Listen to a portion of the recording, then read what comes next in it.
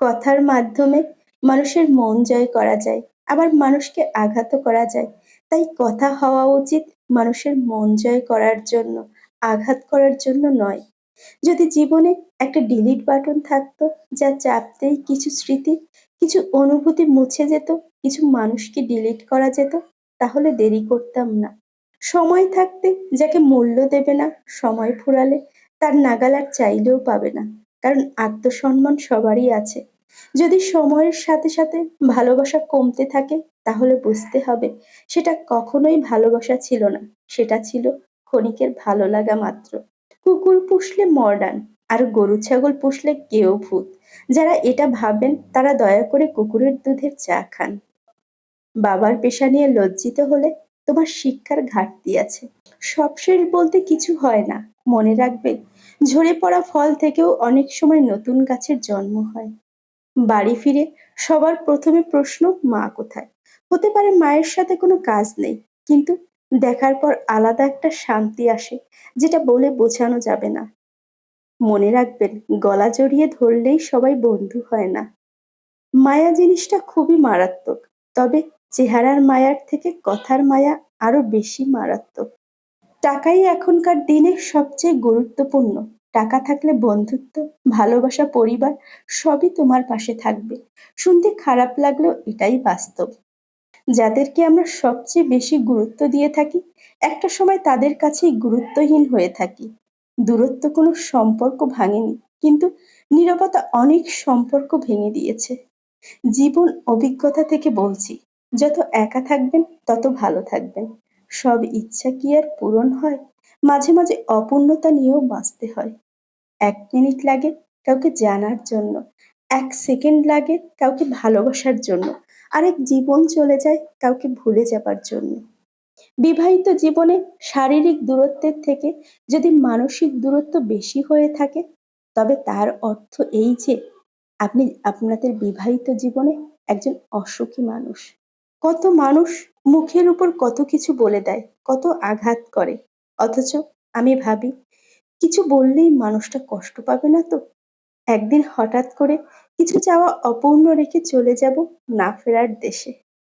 অভিযোগ নয়, অভিজ্ঞতা থেকে বলছি, সৎ মানুষগুলোর চেয়ে অসৎ মানুষগুলো এ দুনিয়ায় বড্ড বেশি সুখী হলেও শান্তিতে নেই। মানুষের পক্ষে সব স্বপ্নই পূরণ করা সম্ভব, যদি সে যথেষ্ট সাহসী হয়।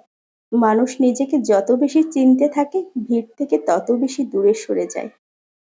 প্রচন্ড অভিমান নিয়ে যারা হারিয়ে যায়, তারা আর কখনো ফিরে আসে না। আমিও একদিন মুখ লুকাবো সাদা কাপড়ের আড়ালে, বুঝবে আমায় খুঁজবে সেদিন কাকে তুমি হারালে। সবাই আমাকে পছন্দ করবে, এটা আত্মবিশ্বাস নয়। কেউ পছন্দ না করলেও আমি এমন থাকবো, এটাই আত্মবিশ্বাস। প্রতিটা মানুষের ভুলতে না পারার একটা অধ্যায় থাকে। একটা বিশ্বাসযোগ্য বন্ধু রক্তের সম্পর্ককেও হার মানায়।